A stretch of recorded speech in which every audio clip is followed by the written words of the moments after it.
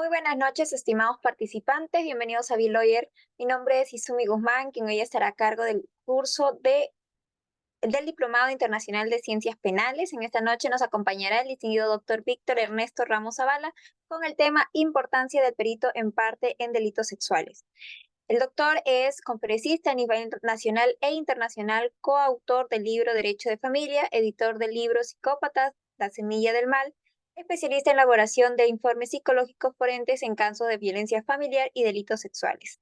A nuestros participantes que nos acompañan a través de nuestra plataforma de Zoom, les extendemos que pueden realizar sus preguntas a lo largo de la sesión y estas serán atendidas al finalizar la clase por el doctor o durante esta. Asimismo, en quienes estén interesados en adquirir el certificado acreditado por el Ilustre Colegio de Abogados de Lima, pueden escribirnos al interno para brindarle muchos más detalles. Finalmente, estimado doctor, le extendemos nuestra total gratitud y nos sentimos honrados por su presencia en esta noche. Le cedemos el uso de la palabra para que pueda iniciar con su presentación. Muchísimas gracias. Muy buenas noches con cada uno de ustedes. Gracias por estar presente el día de hoy en este evento académico, pues que ha congregado a ponentes y a representantes del derecho a nivel nacional e internacional. El día de hoy vamos a hablar de un tema muy importantísimo, un tema de relevancia social. ¿Por qué? Porque nuestro Estado peruano, de cierto modo, viene teniendo un alce en lo que es, pues, los delitos sexuales. Entonces, en base a esto, la intervención del perito es muy importante para poder determinar, analizar y comprender el comportamiento humano. ¿Y qué mejor que los psicólogos para poder realizar esta investigación, este análisis del comportamiento? Cabe mencionar que nosotros como psicólogos somos expertos en el análisis del comportamiento humano, ¿no? En diversas especialidades, pero vamos a hablar exclusivamente de la psicología forense. ¿Y por qué se llama psicología forense? Pues obviamente en nuestro trabajo que nosotros realizamos como peritos, ya sea oficial o peritos de parte, pues esto llega a un foro en el cual vamos a tener que sustentar, vamos a tener que argumentar nuestro informe psicológico de tipo forense, a tal punto de poder ilustrarlo a los administradores de justicia. En base a esto, cabe mencionar lo siguiente: para poder entender el rol del perito de parte, primero tenemos que hablar, pues obviamente, del perito oficial. ¿Quién es el perito oficial? Hay que tener en cuenta lo siguiente, y permítanme por acá, vamos a utilizar la pizarra para poder realizar este conversatorio del día de hoy. Solo mencionar que yo no soy de utilizar diapositivas, yo no uso diapositivas, ¿sí? Sino que vamos a ir solo conversando y vamos a ir, pues, compartiendo diversas posiciones en relación a este tema. Por un lado tenemos, como les dije, al perito. Para yo determinar el término perito, cabe recalcar que el perito tiene dos fases muy fundamentales al momento de poder analizar o intervenir en diversos casos. Uno de ellos, Isabel, ¿tu audio está prendido? Isabel, ahí está. Uno de ellos, cuando hablamos del perito, debemos de tener en cuenta lo siguiente. Uno, el perito tiene la experiencia necesaria. Experiencia. Una de las cosas que nosotros debemos de considerar en un perito es que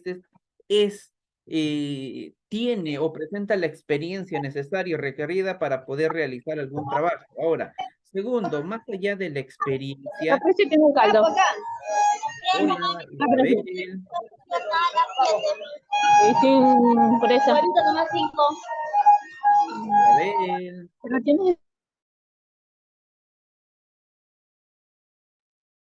Ya. Doctor, a ver, me parece Sí, que ya está. sí, ya está. Vamos Mil a disculpas. A ver, Isabel. a ver, un ratito, me parece que se le está activando el audio. A ver, Sí, ya está, doctor. ya está, vamos a continuar. Entonces, hablábamos de que el perito como tal tiene, pues, la experiencia necesaria para poder realizar algún tipo de trabajo, y por otro lado tiene que los conocimientos. Para yo poder ser llamado perito, para que cualquier persona pueda ser denominado perito, tiene que tener estas dos bases fundamentales. Uno de ellos, la experiencia en el campo que vaya a realizar, y por otro, los conocimientos necesarios para poder desarrollar su trabajo de manera científica, técnica y artística, como lo enmarca el nuevo Código Procesal Penal. Ahora, sin estas dos, la labor del perito sería insuficiente para poder realizar este tipo de trabajo. Si hay un perito que tiene conocimientos, pero no tiene experiencia, pues posiblemente esto sea cuestionado dentro dentro del proceso. Si hay un perito que tiene experiencia, pero no tiene conocimientos, también este va a ser cuestionado. Recordemos que nosotros como peritos estamos bajo juramento, promesa de honor, al momento de poder sustentar nuestro informe pericial o dictamen pericial, como quieran llamarlo ustedes. Ahora, en base a esto, cabe recalcar lo siguiente, existen dos tipos de perito. Ya, por un lado, tenemos, permítanme por acá, por un lado tenemos, ahí está, por un lado tenemos aquí al perito oficial. ¿A quién llamamos perito oficial? Es todo profesional que labora dentro del Estado. Trabaja en exclusivamente, si hablamos de psicología como tal, ¿dónde puede laborar un perito oficial? Bueno, el perito oficial pues podrá laborar en el Ministerio Público, el Instituto de Medicina Legal y Ciencias Forenses, laborará en el Ministerio de la Mujer y Poblaciones Vulnerables, en el Poder Judicial, en la DEMUNA, el Ministerio de Justicia, o se asimilará a la policía. Todos estos profesionales que trabajan en estas instituciones que acabo de mencionar son denominados perito oficial o perito de oficio. ¿Por qué oficial o de oficio? Porque tienden pues a trabajar dentro de un sistema nacional como tal. Ahora, así como hay un perito oficial, también tenemos al perito de parte. ¿A quién llamamos perito de parte, también conocido como perito particular? Es todo profesional que no tiene algún nexo con el Estado. ¿Qué quiere decir? Que trabaja de manera independiente. Quien les habla, yo soy perito de parte, yo no tengo ningún tipo de nexo con el Estado, es por eso que me puedo dedicar al peritaje de parte. Ahora, aquí es muy importante este hecho. ¿Por qué? Porque cuando sucede algún tipo de delito, para que los operadores de justicia puedan tener un medio probatorio idóneo, puedan tener un medio probatorio en el cual puedan sustentar su estudio de caso de delito, ellos van a tener que mandar a hacer diversos exámenes, tanto la presunta víctima como el presunto agresor, con el único fin de poder corroborar su teoría del caso. Entonces, dentro de todos estos exámenes que mandan a poder realizar tanto a la presunta víctima como al presunto agresor, están las evaluaciones psicológicas. Y esto es muy importante. Al inicio les había mencionado que nosotros como profesionales en psicología somos los expertos en poder analizar el comportamiento humano. Nosotros somos los expertos en poder desglosar y determinar por qué X persona se comporta así y por qué Y persona se comporta así. Pues para eso estudiamos 5 años, 6 años, 7 años, y para eso estamos preparados con los cursos de posgrado que cada uno de nosotros lleva de manera independiente. Ahora, ¿por qué menciono esto? Porque cuando existe el proceso de evaluación psicológica, cuando los administradores de justicia solicitan la evaluación psicológica, ya sea para la presunta víctima o el presunto agresor, esto lo hace el perito oficial. Mandan al Instituto de Medicina Legal y Ciencias Forenses a que pueda pasar una evaluación psicológica, ya sea la presunta víctima o el presunto agresor. Y ahora, para esto cabe recalcar lo siguiente, para que se pueda llevar a cabo este proceso de evaluación psicológica, la persona responsable de la investigación ha tenido que emitir un oficio solicitando la evaluación psicológica de Víctor Ernesto Ramos Zavala para poder determinar lo que el operador de justicia desea saber. Perfil de personalidad, perfil psicosexual, grado de vulnerabilidad, afectación psicológica, no sé. Eso va a depender qué es lo que quiere el operador de justicia saber en base a lo que se está solicitando. En este caso, como vamos a hablar de los presuntos agresores, pues obviamente pediremos el perfil psicosexual. Y a partir de ahí sale, nace o se estructura el procedimiento que yo voy a seguir como perito oficial. Pero la pregunta es, el tema de hoy es el perito de parte en estos tipos de procesos. El perito de parte puede estar presente en las diligencias que realiza el perito oficial.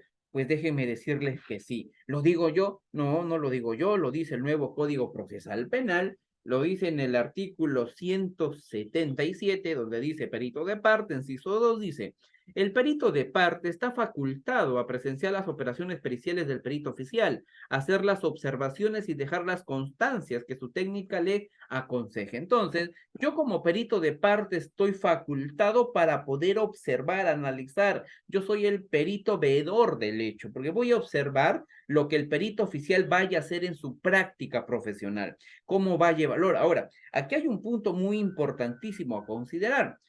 Es muy distinto la intervención del perito oficial es muy distinta cuando evalúa a una presunta víctima, que si evaluara a un presunto,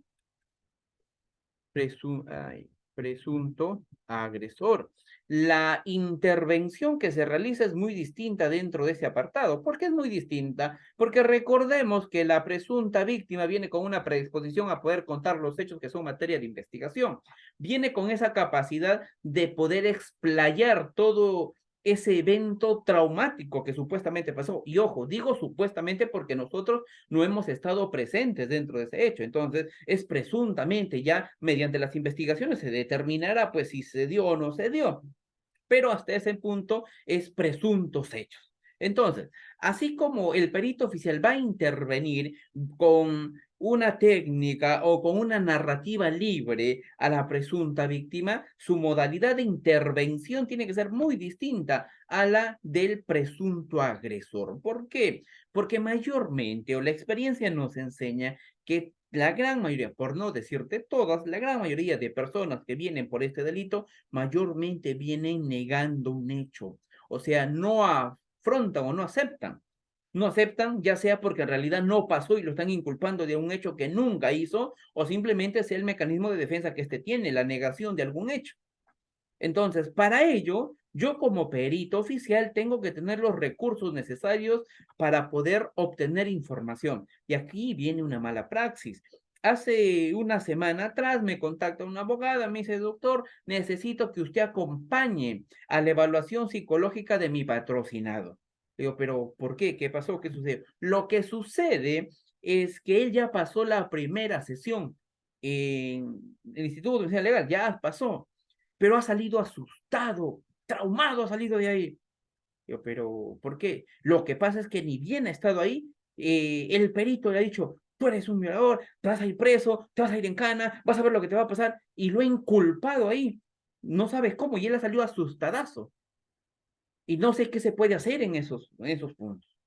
Ah, entonces ahí viene que el rol del perito de parte para ser un perito veedor, para observar cuáles son las operaciones psicológicas que realiza el perito oficial. Ahora, viene aquí un punto importantísimo.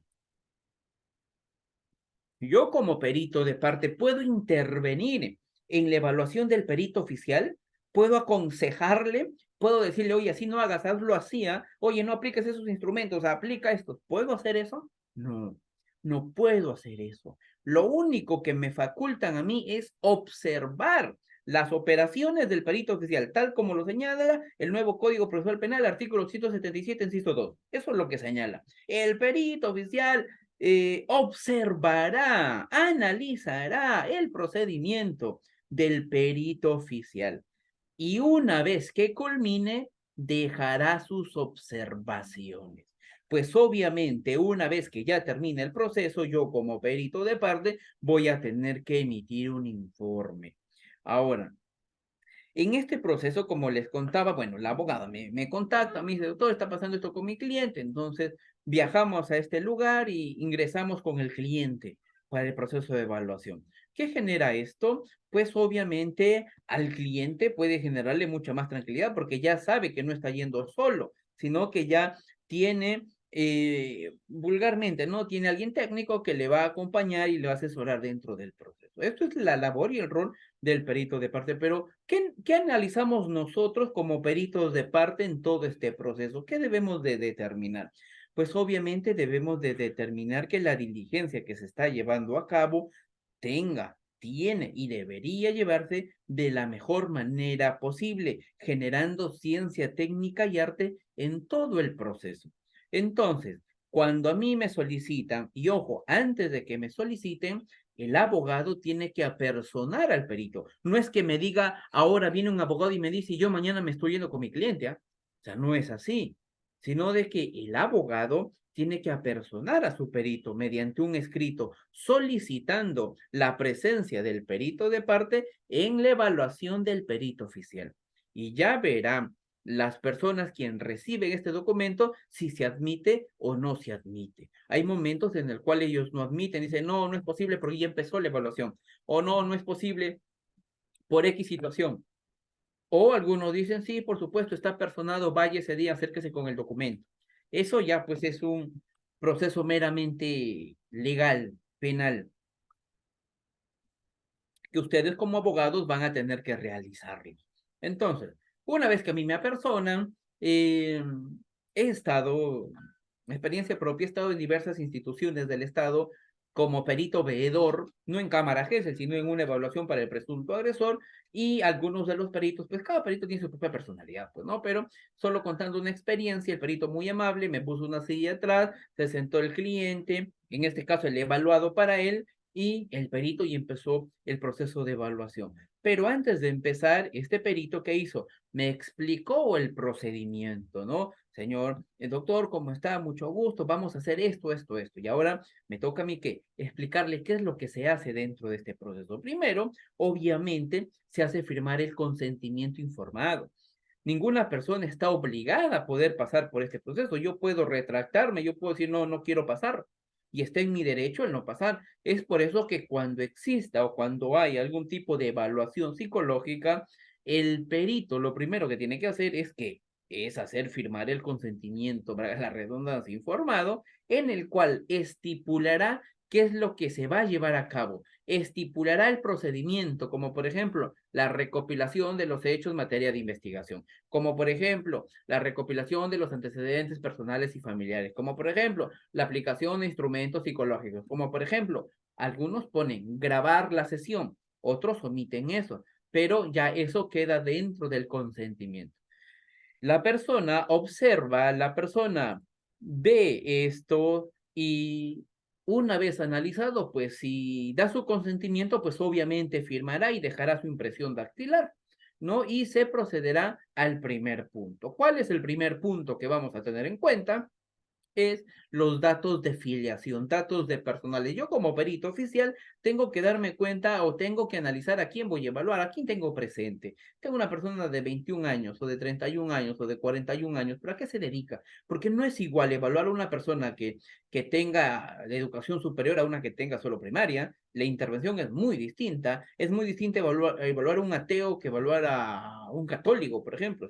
Es muy distinta. Y los datos de filiación me sirven a mí para ya poder ir conociendo vulgarmente, tasando a la persona a la que voy a evaluar, de dónde es, porque incluso la cultura modifica mucho o tiene mucho realce en el comportamiento humano. No es igual una persona de la selva que uno de la costa o uno de la sierra. Cada uno de ellos se va a comportar de manera muy distinta ante una situación. Ahora,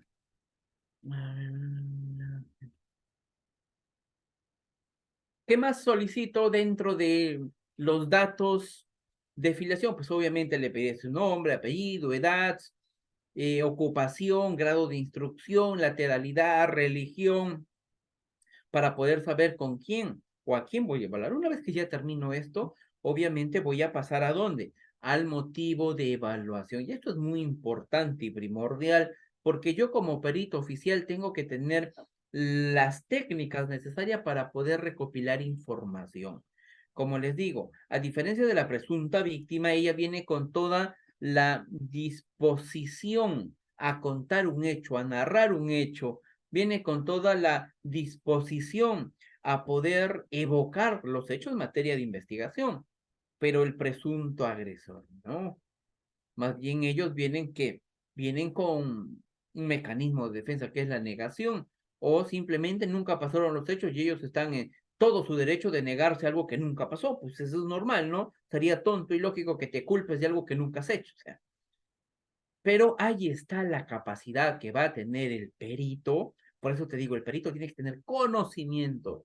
Pero no me estoy refiriendo a conocimientos generales, no me estoy refiriendo que un perito tiene que saber de educativa, de organizacional, de clínica, de comunitario y forense. No me estoy refiriendo a esos tipos de conocimiento, me estoy refiriendo a un conocimiento especializado en la materia, un conocimiento en el cual la persona, en este caso el profesional en psicología forense, tenga todas las estrategias posibles, habidas y por haber, para poder intervenir, para poder recopilar información importante. Mm, Recuerdo un caso hace poco, bueno, yo aquí en mi centro VERS trabajo con algunas personas y bueno, uno de los chicos me dice, doctor, ¿sabe una compañera que... ya, ahí está. Y una compañera, bueno, una amiga me dice, ¿no? Una amiga que ya es egresada, ya tiene su título, ya un estudio de abogados lo ha contratado, me dice. Yo ya, pero ¿cuál es el detalle? No, es que le ha contratado para que prepare a su cliente porque va a pasar evaluación por medicina legal. Digo, ya, pero ¿cuál es el punto? Es que me ha dicho, no sabe cómo hacer. Miren, escuchen, ¿ah? No sabe cómo hacer ella eso. Y ya, pero si no sabe, ¿para qué se mete? Digo, no, es que le gusta la psicología forense y como el estudio del abogado la contrató, pues ella está animada, pero no sabe. Y, y me ha dicho si le puedo dar algunos tips. Y le digo, bueno, pues es tu amiga, no la mía, ¿no? Y lo segundo, ¿sabe, doctor? Y ella lo ha llevado mucho al plano clínico. ¿Cómo clínico? Porque ha terminado recomendándole que sea pasivo, que se calme, que no sea así, que tenga mecanismos, que vaya a psicología. O sea, ha hecho todo lo contrario que haría un perito, me dice. Entonces, por eso, ojo, aquí cuando hablo de conocimientos, estoy hablando de conocimientos especializados en la materia, conocimientos que te ayuden a ti a poder intervenir, a poder tener mucha más información con esto. Ahora, el área de psicología forense, ¿a qué se dedica? Recordemos lo siguiente, uno se va a llamar psicólogo forense, ojo, escúchenme, se va a llamar psicólogo forense cuando tu trabajo termina en un foro, cuando tu informe pericial que realices termines tú sustentando ante los administradores de justicia. A partir de ahí puedes llamarte psicólogo forense. De lo contrario, pues obviamente no eres hablarte de asesinos en serie, hablar de ciertos temas, no te eres psicólogo forense, por cierto. ¿Y nosotros a qué nos dedicamos? A evaluar a toda persona que está inmersa en un proceso penal. Presuntas víctimas, presuntos agresores o testigos. ¿Para qué? Para poder analizar el comportamiento y darles respuesta a los administradores de justicia, ilustrarlos a ellos para que puedan tomar pues una decisión acorde a lo que ellos están buscando. Bueno, entonces, cuando hablamos del motivo de consulta, el motivo de consulta es muy importante. Aquí ya se ve cómo está enmarcado el perito, cómo o cuál es la capacidad del perito para que pueda recopilar esa información. Una vez que ya se culminó esto, pues el perito pasará a la historia psicobiográfica. Y aquí me voy a detener nuevamente. El perito oficial está en toda su potestad de poder hacer la evaluación psicológica en una sesión, 2 sesiones, 3 sesiones, 5, 10, 15, 20 sesiones. El perito oficial ve, el perito oficial prevé en cuántas sesiones se llevará a cabo. Si tiene mucha carga procesal o muchos casos que atender, pues obviamente lo realizará en una sola sesión. Si tiene tiempo, lo realizará en 2. Si quiere ser mucho más objetivo, lo realizará en 3 o 4. Las sesiones, un número de sesiones depende del profesional y de la experiencia que éste pueda tener. Pues ojo, hasta eso se cuestiona en un proceso penal. Pues no se cuestiona solo porque a mí me da la gana de cuestionar. Para esto también se necesita material bibliográfico teórico que hablen sobre cómo debe realizarse el proceso de evaluación psicológica, o si 1, 2 o 3 o 5 sesiones es objetiva o no.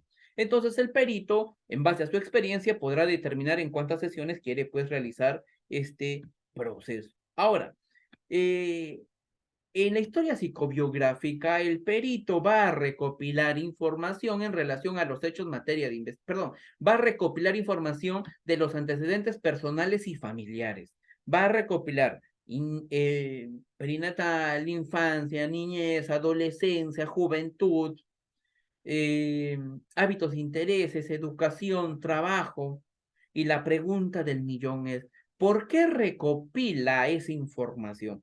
Porque yo necesito saber si a lo largo del desarrollo de esta persona ha existido algún tipo de alteración, anomalía o desorden que puedan motivar que éste pueda tener un acto de tipo criminal. Las bibliografías me hacen referencia que las parafilias mayormente aparecen en la adolescencia o a finales de la infancia. Las disfunciones sexuales aparecen desde que la persona inicia su acto, muchas veces, no siempre, pero muchas de las disfunciones sexuales aparecen desde que la persona inicia su actividad sexual.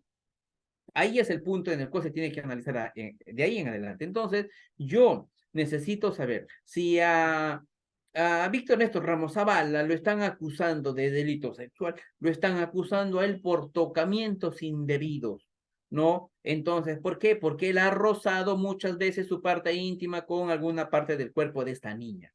Entonces, si yo te digo que ha sido roces, ha sido frotación, ¿qué, de qué parafilia te estoy hablando? ¿De qué parafilia estoy indicándote? ¿Qué parafilia usa la satisfacción por medio de los roces, por medio del rosauro? ¿Qué parafilia?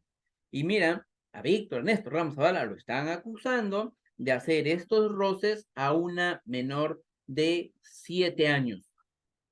Entonces, mira, tengo dos variables. Automáticamente a mi mentecita se me vienen dos cosas. Si me están diciendo roces, automáticamente en mi mente, ¿qué aparece? Trastorno froteurista, pues. Es una parafilia, trastorno froteurista. Ahora, me están diciendo que esta menor tiene 6 años, también encaja que la pedofilia. Entonces, yo, en todo mi análisis de la historia psicobiográfica, niñez, infancia, adolescencia, voy a determinar en qué parte se activó estos roces o estos gustos por los menores. Porque recuerden que la bibliografía dice que muchas veces nosotros replicamos comportamientos que sucedieron en la infancia. Una persona que fue vulnerada sexualmente, fue violentada sexualmente en la infancia, tiene mucha más probabilidad, tiene mucha más índice de que pueda repetir este tipo de comportamiento en la edad adulta. Entonces es así como yo empiezo a qué? Empiezo a descartar, empiezo a analizar, empiezo a tener ciertos puntos para configurar si realmente existe o no alguna parafilia que pueda motivar un acto de tipo criminal. ¿Y dónde le voy a dar muchísimo más énfasis, dónde le voy a dar muchísimo más gusto a esto? Es en el área psicosexual. Ahí es donde voy a preguntar mucho más, ser minucioso. En la tarde conversábamos con los internos, estábamos en inducción, bueno, siempre están ellos en constante inducción, los internistas aquí en mi centro VERS, y me hacían referencia a lo siguiente. Hablábamos acerca Estamos hablando acerca de las parafilias y cómo esto se viene motivando, cómo esto se ha desarrollado de, a lo largo de la vida. Permíteme. ¿Y qué pasa si te dice que lo hace por voluntad? Es que ahí viene el detalle. Cuando uno lo hace por voluntad es que no tienes control de tus impulsos y estás motivada por tus impulsos. Y una persona, mayormente los trastornos sexuales o las parafilias o disfunciones vienen motivada por la incapacidad de poder controlar tus impulsos. Vulgarmente no puedes controlar tu voluntad. Entonces, hablábamos de la historia psicobiográfica y marcábamos esto y hablábamos de las parafilias. Y mayormente estas parafilias empiezan ¿dónde? Empiezan a la edad de finales de la infancia y se van desarrollando en la adolescencia a tal punto de convertirse en un patrón de conducta. Y un patrón de conducta es imposible de modificar. Ese es el hecho. Entonces, en este punto, en el área psicosexual, yo tengo que analizar, y ahí está, ya me acordé de qué les iba a decir. Hablando con los internos, me dice, doctor, yo tengo un amigo en la universidad que le gusta la forense, pero es medio chinche, o es medio, se paltea, podríamos decirlo así, le da vergüenza hablar de estos actos.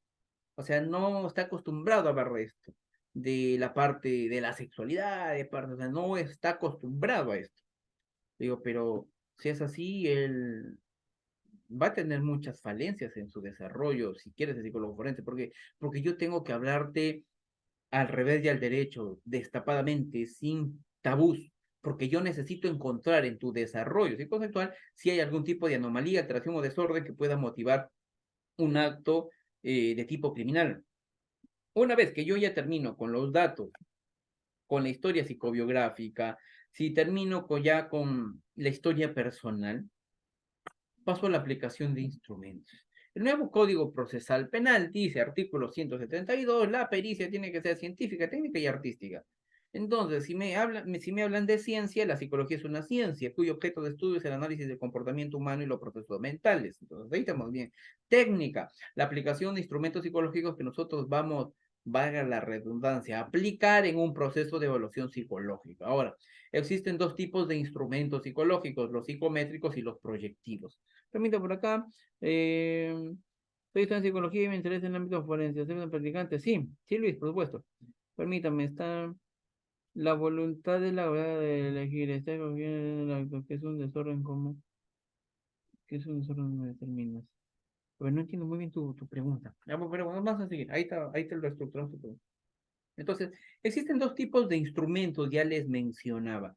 Eh, Tenemos a los psicométricos y a los proyectivos. El profesional es libre de poder aplicar cualquiera de los instrumentos que vaya a necesitar para poder corroborar. Recuerden lo siguiente, los instrumentos psicológicos solo nos ayudan a corroborar lo que yo ya observé, yo ya tengo dentro de mi entrevista y observación. Los instrumentos psicológicos no son determinantes, no es que te aplique un milón y como sale esa es tu personalidad. Es una mentira, es una falacia eso. Un instrumento no determina tu comportamiento humano. Si tú ahorita en este instante me tomas un instrumento de depresión, te voy a voltar que tengo puntajes altos y me vas a decir que yo tengo depresión. Pero no es que tenga depresión, simplemente estoy cansado, estoy aburrido, estoy agitado. Si tú me tomas ahora un instrumento de ansiedad y te saco bajo en puntaje, porque ahorita estoy activo, estoy chévere, pero tómame en la noche, a ver, a las 11, 12 que no puedo dormir, que me da taquicardia, tómame en ese momento, a ver. Por eso es que los instrumentos no determinan el comportamiento humano, solo nos ayudan a corroborar lo que yo ya observé y analicé dentro del proceso de evaluación. El perito en estos aspectos es libre, tiene la libertad de poder utilizar ya sean los proyectivos o los psicométricos. ¿Qué es un instrumento proyectivo? Esto es de naturaleza gráfica. ¿Qué quiero decir? Que se basa en dibujos. ¿No? Entonces, hacer gráficos son interpretativos, se basan a dibujos e interpretaciones. Y lo otro son los psicométricos. Los psicométricos tienen pues una validez estadística, pues está hecho bajo, valga la redundancia, estadísticas y criterios, baremos, validez, estandarización y otros puntos que se pide y solicita en un aspecto estadístico como tal. De cierto modo, los psicométricos tienen muchísimo más valor. El Código de Ética del Colegio de Psicólogos del Perú, artículo 27, hace referencia que los psicólogos tienen que utilizar en su práctica profesional, instrumentos que tengan validez científica. Entonces, con esto ya tú sabrás qué tipo de instrumento puedes usar al momento de poder ejecutar algún tipo de trabajo forense. Ojo, cabe recalcar que el trabajo clínico es muy distinto a lo forense. Nunca, por favor, comparen un trabajo forense con lo clínico, es muy distinto. Uno de mis internos me dice, doctor, mi profesor de la universidad es clínico y yo le estoy llevando un caso forense y me quiere analizar como clínico, me quiere preguntar sobre el plan de intervención y otra cosa, pero está loco, él no puede analizar esto porque estás en un internado forense. Él no puede, bajo los parámetros clínicos, analizar un forense. Y lo más gracioso, perdónenme que les diga esto, pero lo más gracioso fue de que le dijo al interno aquí, le dijo, oye, a ver, tráete un informe, a ver, quiero yo analizar. Y viene, me dice, doctor, ¿me pueden prestar un informe? Mi profesor está pidiendo. Agarro y dije, toma, pues llévate. Y al día siguiente me viene diciendo, no, me dice que este informe está mal porque no apliqué esto, que no apliqué el otro, que no apliqué esto. Le digo, pues obviamente lo va a ver mal porque él no es especialista en la materia. Él es clínico. Su trabajo de él es muy distinto a lo que nosotros como peritos realizamos. Y una recomendación, si hay abogados en este aspecto, cuando tú contrates un perito de parte, trata de considerar de que esta persona tiene que ayudarte a poder eh, aclarar todas las dudas que tú puedas tener y te ayude dentro del proceso penal. Y obviamente que sea especialista y que tenga los conocimientos para poder realizar este tipo de trabajos. Permítanme por acá. ¿Qué son las proyectivas? Los instrumentos proyectivos son instrumentos, son test psicológicos proyectivos. Los proyectivos se basan a dibujos, son dibujos que tú le haces, vaga la palabra, pero le haces dibujar a la persona, ¿no? Le das una hoja, le dices, dibújame un hombre con arma, dibújame una persona, dibújame una mujer, dibújame un árbol, dibújame una casa. Y en base a ese dibujo, tú haces la interpretación. Estos son los instrumentos proyectivos. ¿Qué son técnicas proyectivas? No escuche bien. Esos son los instrumentos proyectivos. Debo preguntar en la esfera psicológica. Salud mental. Ah, muy bien. ¿Qué, ¿Qué debemos nosotros preguntar en la esfera psicosexual de la persona? masturbación, ir a casas de citas, tipo de posiciones, cuánto dura, cuáles son sus gustos, si tiene algún tipo de fantasías, si va a casa de citas, a qué tipo de persona escoge. O sea, son algunas de las tantas preguntas que se deben hacer en estos aspectos. ¿Qué es el CBCA? Es un instrumento que ayuda a la psicología del testimonio, o sea, a la narración de una persona. El test del árbol de la familia son proyectivas, sí. El test del árbol y de la familia son instrumentos proyectivos. Si me dices a mí algo, nunca te recomiendo que apliques algún instrumento proyectivo en un proceso penal, ya que esto no tiene un valor científico al momento de poder sustentar. Estoy en audiencia y el fiscal me pregunta, señor perito, usted cuestiona mucho los instrumentos del perito oficial en el perfil psicosexual. Y yo digo, pues obviamente que sí, lo voy a cuestionar por dos aspectos. Primero, que los dos instrumentos aplicados por el perito no miden el perfil psicosexual. Ustedes saben que el instrumento de Karen McCover no mide el perfil psicosexual. Ustedes saben que el test de la lluvia no mide el perfil psicosexual. Entonces, ¿para qué aplica? Son instrumentos que no mide. Por un lado. Segundo, estos no tienen una validez científica al momento de poder sustentar. Recordemos que estamos en un proceso penal. El derecho penal es objetivo. El derecho penal requiere de medios probatorios idóneos para poder, para que este medio de prueba pueda servir a los operadores de justicia. De lo contrario, pues obviamente, y con todo respeto al mundo, cualquier persona se dedicaría a hacer este tipo de trabajo. Aquí lo que se requiere en este tipo de situaciones son especialistas que ayuden y que conozcan sobre el hecho. Ahora, una vez aplicados los instrumentos psicológicos, el perito, pues, el perito oficial generará un análisis general de todo lo que observó, analizó, determinó, más los instrumentos psicológicos y podrá determinar el análisis e interpretación de resultados, en el cual uno empezará con la observación de conducta. Ojo, la observación de conducta es muy importante porque somos psicólogos, nuestro insumo es la persona y yo necesito observar a la persona. Me llegó un caso hace unas semanas en el cual se había realizado un trabajo de telepericia. Y todos sabemos, todos nosotros sabemos que la telepericia es el proceso de evaluación que se da mediante, pues, estos medios, ¿no? Tú me ves, yo te... Imagíname que tú me estás evaluando a mí, ustedes me están evaluando. Yo te hago una pregunta, ¿sabes si estoy con pantalón o no? No saben. ¿Por qué? Porque no me están viendo. Claro. Eh, ¿Qué mide Karen McCover? Karen McCover mide características de personalidad. ¿Cuál se puede entonces? Hay diversos tests, hay más de 1000 tests. ¿Cómo se identifica si un acusado finge tener un trastorno? Es fácil, con la simulación determinas todo. Ahora, yo como perito, ¿qué tengo que hacer? Yo como perito tengo que tener los insumos necesarios y correspondientes para poder ejecutar este trabajo. Me dice, doctor, en la guía dice los requisitos para ser perito de parte. Ser psicólogo colegiado y habilitado. No menciona más. Sí, ¿sabes, doctora Carla? Para ser perito de parte no existe algún requisito fundamental. Simplemente que seas psicólogo, tengas el título de psicólogo, estés colegiado y habilitado. Ni siquiera ser un te piden. Eso es el requisito para ser perito de parte. Por eso es que cualquier persona, hoy por hoy, ahora, y te puedo decir porque a mí me llaman para asesorarlos para que hagan estos casos, hoy por hoy cualquier persona puede ser perito de parte, lo cual no es ético en el trabajo. Obviamente, cada loco con su tema, pero para este proceso penal se requiere mucha objetividad. Si bien es cierto, el nuevo Código Procesal Penal lo único que te dice es que tu trabajo tiene que ser científico, técnico y artístico, nada más, y con eso mata. Pero existe mucho debate en relación, por ejemplo, a las segundas especialidades, si el perito debería o no tener segundas especialidades. Pero si hablamos de eso, el nuevo Código Procesal Penal no te solicita, no te pide, no hay una norma, un escrito en el cual diga el perito oficial como perito de parte obligatoriamente debería tener, pues, como fundamento a su hoja de vida una especialidad. No te solicitan, ya eso queda en la labor del perito. Obviamente, si tú quieres tener muchos más grados, estudiarás una maestría, especialización, diplomado y estarás a la par actualizándote. Como que no, también ya eso no es requisito, o sea, es una parte, pero no es lo todo, porque lo todo implica el sustentar tu informe.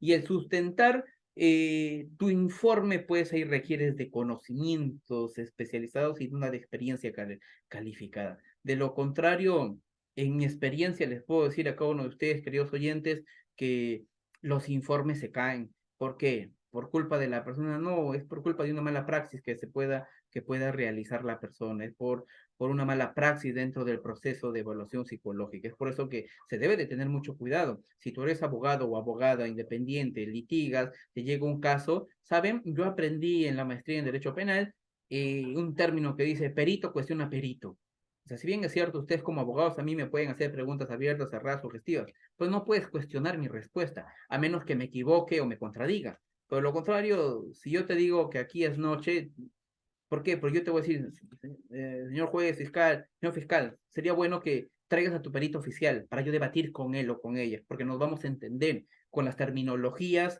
técnicas meramente de la psicología forense.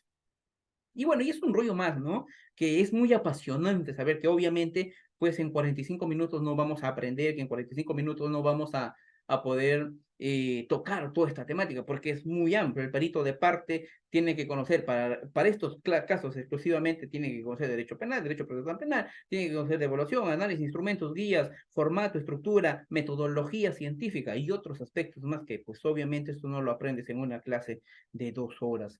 Ahora, ¿cuánto gana un perito? En cuestión económica es muy distinto un perito oficial que un perito de parte. El perito oficial gana según los estándares que marca el Estado, pues no cada institución tiene sus propios sueldos o presupuesto. En cambio, el perito de parte nosotros ganamos según nuestros clientes. Si no tienes clientes, pues obviamente no ganas nada, ¿no? Si tienes clientes, obviamente, pues dependerá de cuánto cobre el perito.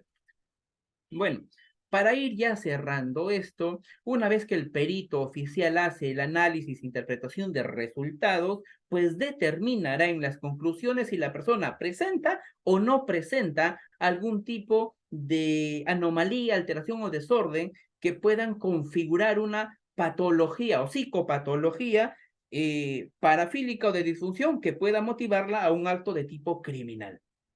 ¿Qué quiero decir? Que yo, permítanme, Perú Groups Abogados. Gracias, doctor. Yo he visto en en muchos protocolos de pericia que el perito oficial determina, presenta inmadurez psicosexual o presenta conflicto sexual. Ojo, la inmadurez psicosexual no implica que tú seas un violador, no, eso no implica nada. Es más, todos nosotros tenemos inmadurez psicosexual, todos nosotros en algún momento de nuestra vida hemos tenido algún tipo de inmadurez y mucho más en el ámbito sexual. Y por otro lado, es normal y común que todos tengamos conflictos sexuales. Pues eso es típico, es normal. Eso no te hace una persona que comete un acto de tipo criminal. El que tengas parafilia, sí. Por eso es que el perito oficial tiene que determinar en sus conclusiones el evaluado presenta características de un comportamiento parafílico de tipo pedofilia, de tipo sádico, de tipo exhibicionista, de tipo froteurista, de tipo voyeurista. O sea, son parafilias que presenta una persona y que estas sí lo motivan a tener un comportamiento de tipo criminal o presenta las disfunciones tal. Y empieza a describir ciertas disfunciones. Pero si como abogados conozco los términos y me percato que está errado en sus apreciaciones o conclusiones, aunque no haya llevado a un perito, puedo contrainterrogarlo para desvirtuar. De hecho, sí, Doc Elvis, con un buen contrainterrogatorio y con sugestiva, si no, direccionas al perito a que diga lo que usted quiere decir. Ustedes como abogados en técnicas de litigación oral, solo con el sino en el contrainterrogatorio, y lo llevas a decir, por ejemplo, el instrumento tal, mide perfil psicosexual, sí, no, sí o no, no, gracias. Dime, el instrumento tal, mide tal, no, gracias. Y así vas sacando vulgarmente, vas sacándole el ancho al perito, ya sea oficial o perito de parte. Con un buen contrainterrogatorio, eso sucede. Pero obviamente, de recomendación, siempre es bueno estar asesorados con un perito de parte. Por ejemplo, yo conozco de derecho, pero no soy abogado. Y si yo me pongo a debatir con ustedes me van a sacar el ancho, porque yo solo conozco cosas básicas. Ustedes, en cambio, conocen el derecho a profundidad. Ustedes aman el derecho, conocen parte especial, delitos comunes, ¿no? Y tantas cosas que hay. Pues si yo quisiera ponerles a ustedes contra la pared en un interrogatorio, tendría que asesorarme de otro abogado para que me dé las fijas. Lo mismo sucede en este caso. Y por último, ya para poder cerrar, hoy creo que nos hemos pasado, tengo que viajar hoy día. Para poder cerrar esto, el perito, una vez culminado su informe, pericial, el perito de parte tiene 5 días hábiles para poder responder el informe pericial para la redundancia, del perito oficial. En esos 5 días hábiles, pues, nosotros como peritos de parte determinaremos el procedimiento, forma, estructura, metodología, estándares, instrumentos para poder o aceptar o invalidar y que esto pues vaya a un debate pericial. Técnicamente creo que ustedes lo llaman careo, ¿no? Solicitan al perito oficial, tanto y al perito de parte, y vulgarmente nos agarramos ahí en una pelea. Pues obviamente una pelea técnica, en una pelea científica, ¿no? No con el ánimo de decir que tú eres mejor que yo, porque al final no se trata, y ojo, escúchenme esto, queridos colegas, esto no se trata de decir que uno es mejor que el otro, simplemente se trata de encontrar la verdad a un hecho que sea así, que se esté investigando. Se trata de encontrar la verdad científica mediante la psicología y obviamente mediante otras ciencias. Pues no, tenemos un certificado médico legal, tenemos testigos, chat, fotos, tenemos un examen biológico, un examen espermatológico y tantos otros exámenes o análisis colaterales que podamos tener para que nos sirva como medio de prueba. Entonces, es así como el perito oficial determina su informe y el perito de parte empieza ya con el trabajo como tal. Kisia, ¿cómo estás? Gracias. Empieza el trabajo como tal. Bueno, antes de culminar, permítanme por favor mostrarles. eh, esta es mi página, es Víctor Ernesto Ramos Zavala, soy psicólogo forense, me pueden ubicar por este medio, asimismo sería un agrado para mí si me pudieran seguir por las redes sociales, es Víctor Ernesto Ramos Zavala, aquí van a encontrar mucha información en relación al perito de parte, perito oficial, muchos casos que posiblemente les vaya a interesar. Si quieren alguna consulta, duda, con el mayor de los gustos, si está dentro de mis conocimientos, pues igual ingresas y le das en WhatsApp y te va a llevar a mi WhatsApp personal y pues ahí podemos conversar de algunos casos que ustedes puedan tener. Como siempre digo, el trabajo en equipo va a generar mejores y mayores resultados en un proceso penal, pero obviamente este trabajo tiene que ser desde un punto científico, un punto técnico y artístico para la mejor comprensión de los administradores de justicia. Bueno, muchas gracias a cada uno de ustedes, quedo muy agradecido y pues doy pase a la institución, no sin antes mencionar de que gracias por esta hora de su tiempo, que Dios los bendiga mucho. Lo único que me queda mencionar es que capacitémonos diariamente, y sobre todo trabajemos mediante la humildad y mediante la justicia que todos buscamos en este punto, ¿no? Que Dios los bendiga bastante y es viernes y el cuerpo lo sabe. Así que pórtense mal, pero de buena manera. Muchas gracias, doctor. Gracias por su presentación el día de hoy. Creo que nos ha quedado bastante claro a todos, ha sido muy buena. Queremos agradecerle también a nombre del Ilustre Colegio de Abogados de Lima y de todo nuestro equipo de B-Lawyer y le extendemos nuevamente nuestra total gratitud por su participación. Eh, Muchas gracias, doctor. Muchas gracias, un fuerte abrazo. Cuídense mucho, nos vemos. Igualmente. Estimados participantes, recordarles que a las 8:30 tenemos nuestra última sesión con la doctora Orbeso. Pueden volver a conectarse o pueden quedarse en la sala. Muchas gracias.